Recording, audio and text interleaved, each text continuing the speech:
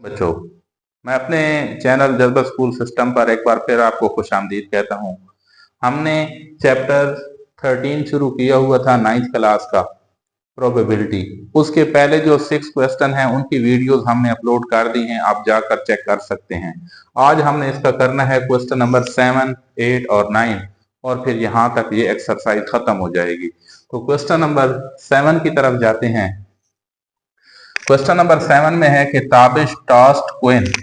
ताबिश ने एक क्वेन को टॉस किया और रोल्ड अ डाइस, और एक डाइस को भी रोल किया। तो अब वो नीचे मुख्तलिफ ऑप्शन होंगे। इस क्वेश्चन के 4-5 पार्ट्स हैं, जिनमें से कोई 3 मैं आपको करा दूंगा और बाकी जो है ना आपने खुद ट्राई कर लेनी है। तो पहला जो है ना, पहले इसकी सेटिंग बना लेते हैं। ताबिश ने एक क्वेन को टॉस किया, तो पॉसिबिलिटी फॉर क्वेन, तो क्वेन के ऊपर क्या हो सकता है जी? या तो हेड आएगा या टेल आएगा। एंड फॉर डाइस, डाइस के ऊपर पॉसिबिलिटी क्या है? डाइस के ऊपर है कि या तो 1 से लेकर 1, 2, 3, 4, 5, 6, तो ये 6 हिस्से आएंगे। तो जो क्वेन है उसके ऊपर हेड टेल होगा, और जो डाइस है उसके ऊपर 1 से लेकर 6 तक हिस्से होंगे। आप पहले इनकी सारे की प्रोबेबिलिटी लिख लेते हैं कि मतलब कि हमारे पास प्रोबेबिलिटी क्या होगी। तो लेट एस इक्वल टू, पहले हेड को फिक्स कर लो और हेड के साथ वो सारे हिस्से लिख दो। 1, H2, 3, 4, 5, 6। पहले हमने H को फिक्स करके ये सारी वैल्यू साथ लिख ली। अब हम T को फिक्स करके ये सारी वैल्यू अब लिख सकते हैं। T1, 2, 3, 4, T5 और T के साथ 6। तो ये हमारे पास टोटल पॉसिबिलिटी बनी, कि सैंपल स्पेस बनी, कि अगर एक कॉइन को फेंके और एक डाइस को रोल करे तो हमारे पास ये जो है ना 12 ऑप्शन हमारे पास आएंगे। तो एस के अंदर हिस्सों की तादाद कितनी है जी? वो है जी, यहां से काउंट कर लेना, तो ये टोटल बनते हैं 12। अब उसने जो फर्स्ट क्वेश्चन है उसमें उसने बोला कि टेल ऑन द क्वेन और एटलीस्ट 4 ऑन द डाइस, के क्वेन के ऊपर टेल वाले हिस्से देखो तो ये टेल वाले हैं, और उसने कहा कि डाइस के ऊपर 4 चेक करो तो ये टेल और 4, 5, 6, तो ये 3 ऑप्शन हम लिखेंगे। Let A be the event, तो इस इवेंट में ए के अंदर हिस्से होंगे टेल ऑन द क्वेन और एटलीस्ट 4 ऑन द डाइस, तो टी के साथ 4, टी के साथ 5 और टी के साथ 6, तो ये 3 हमने लिख दिए। तो ए के अंदर हिस्सों की तादाद अब कितनी है इस ए के अंदर? तो ए के अंदर हिस्सों की तादाद है 3। तो प्रोबेबिलिटी का फार्मूला हमने आपको बताया था, N of A over N of S. तो ए के अंदर हिस्सों की तादाद है 3 और एस के अंदर जो हिस्सों की तादाद थी वो थी 12। तो अगर इनको हम आपस में कटा दें तो ये बनेगा 1/3 या। तो ये था हमारा फर्स्ट पार्ट। अब हमने इसका सेकंड पार्ट स्टार्ट करना है। सेकंड पार्ट में है कि टेल ऑन द क्वेन, के क्वेन के ऊपर टेल हो और एटलीस्ट 2, 3 ऑन डाइस। तो अब यहाँ पे अगर हम गौर करें कि टेल को देखना है तो पहले इस इवेंट का नाम रख लें। Let B be the event, event का नाम हमने रख दिया बी। तो बी के अंदर जो हिस्सों की तादाद है वो अब हम चेक कर लेते हैं। तो एटलीस्ट टेल ऑन द क्वेन और 2, 3, तो टी के साथ 2 और टी के साथ 3, तो ये 2 ऑप्शन है। उन्होंने कहा कि 2 और 3 हो तो टेल के साथ, तो हमने लिख दिए। अब बी के अंदर हिस्सों की तादाद कितनी है? 1, 2, तो प्रोबेबिलिटी का फार्मूला लगा लो, वो होता है जी एन ऑफ बी बटा एन ऑफ एस। बी के अंदर हिंसों की तादाद थी 2 और एस के अंदर हिंसों की तादाद थी, यहाँ पे शुरू हमने निकाला था 12, तो वो लिख दो। तो 2 वाला 12 पर 6 टाइम 1/6। अब इसी तरह ये चौथा पार्ट हमने करना है। इसमें है कि not tail on the queen, queen के ऊपर टेल ना हो तो इसका मतलब कोई हेड होगा। अब हेड को देखो तो पहले हम इस इवेंट का नाम रख देते हैं C. Let C be the event. तो सी के अंदर पहले तो फिक्स कर लो हेड को। उन्होंने बोल दिया कि टेल ना हो तो हम हेड को फिक्स कर लेते हैं। उसके बाद उन्होंने कहा कि नंबर 5 हो तो हेड के साथ 5 लिख दो। तो सी के अंदर जो एलिमेंट्स की तादाद है वो है 1। तो फार्मूला फिर लगा दो प्रोबेबिलिटी का, n of C over N of S. C के अंदर 1 और एस के अंदर 12। तो ये वो ऑप्शन है कि जब सी यानी कि ये वाला ऑप्शन ना हो तो कितने चांस हैं। अब नॉट का जब लफ्ज आ जाए तो हमने कंप्लीमेंट वाला फार्मूला लगाना होता है। तो कंप्लीमेंट का फार्मूला होगा P C dash is equal to 1 minus P C. C dash P C की वैल्यू आई है 1/12,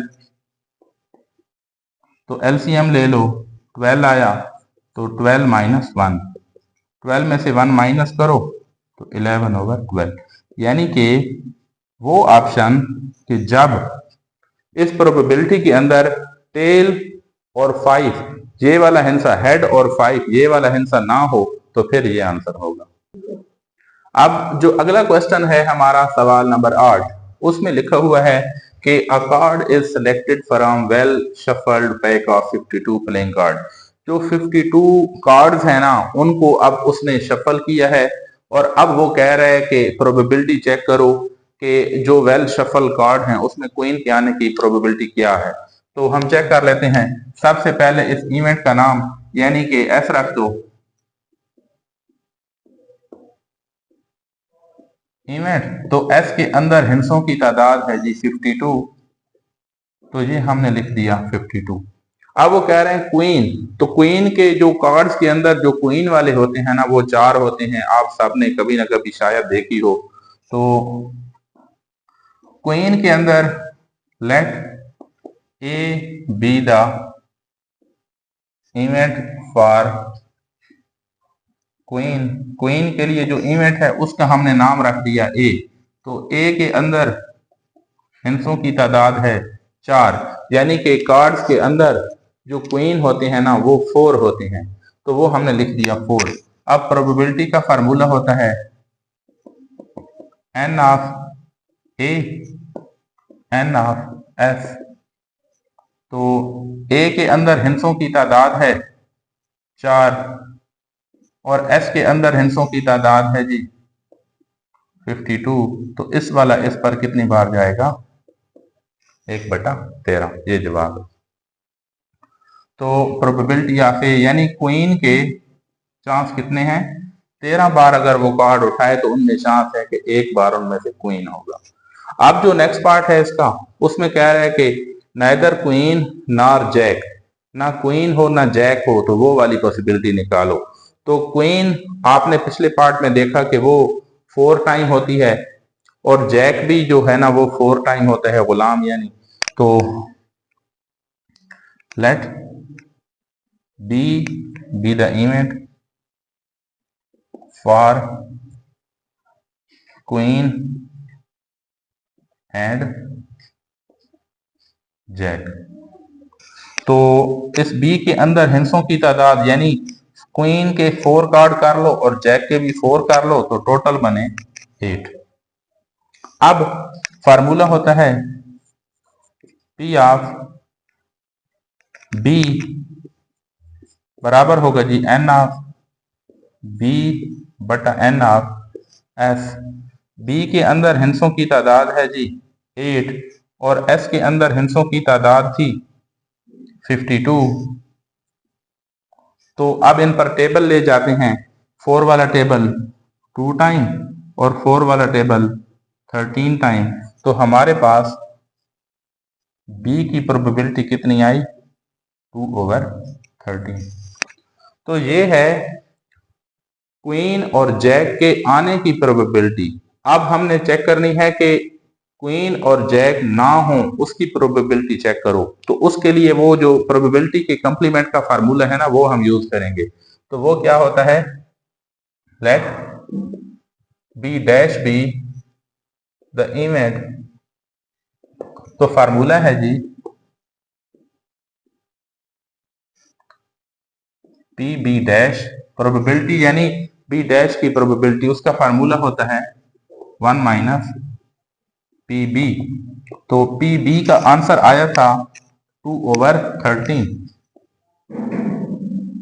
तो एलसीएम ले लो जी। 13 में से ये 13 आ गया -2, तो 11/13 ये जवाब है प्रोबेबिलिटी का।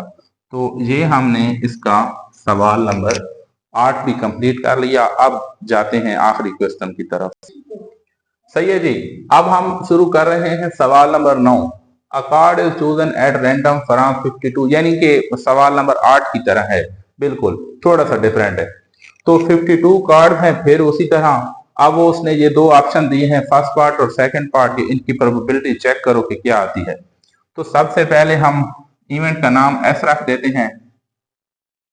Late S be the event. तो एस के अंदर हिंसों की तादाद है जी 52। अब उसने कहा कि जैक के आने के चांस कितने हैं? Let A be the event for jack के लिए जो इवेंट है उसका हमने नाम रख दिया। अब जैक कितनी बार, जैक के कार्ड होते हैं 4, तो ए के अंदर हिंसों की तादाद है जी 4। तो प्रोबेबिलिटी का फार्मूला लिख लेते हैं, N of A N of S. तो ए की 4 और एस की 52, तो घटा दो इनको, ये इसके साथ कैंसल, तो 1/13 ये आ गया पी ऑफ ए का आंसर। तो मतलब कि इंतहाई इजी क्वेश्चन है। अब ये जो पार्ट है उसने कहा कि नो डायमंड कार्ड ना हो। तो डायमंड कार्ड टोटल कितने होते हैं? डायमंड कार्ड टोटल मतलब ये जो होते हैं ना, क्वीन या जो है ना वो जैक, किंग, इन सब को जो है ना डायमंड कार्ड बोला जाता है। तो ये टोटल एक ए वाले भी होते हैं, इनको टोटल जो है ना डायमंड कार्ड है 13। Let B the event for diamond card. पहले तो हम डायमंड कार्ड चेक कर लेंगे ना, उसके बाद हम नो डायमंड वाले ऑप्शन पर जाएंगे। तो डायमंड कार्ड होते हैं जी 13। अब इसकी जो है ना वो फार्मूला पी बी वो होगा जी एन ऑफ बी बटा एन ऑफ एस।